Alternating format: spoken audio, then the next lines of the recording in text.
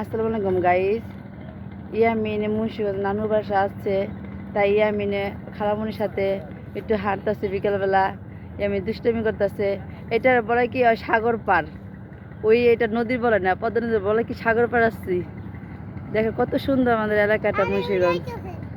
বিশাল নদী, অনেক বড় নদী, বড় নদী যেটা হচ্ছে পদ্মা নদী।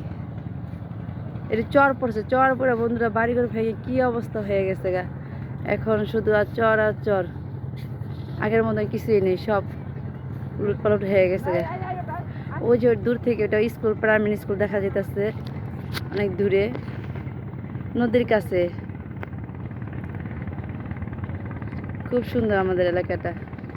তো যার যার এলাকা তার কাছে সবারই ভালো লাগে, কিন্তু যার জায়গায় তার কাছেই ভালো লাগে। আমাদের আমার কাছে খুবই পছন্দ, খুব ভালো লাগে।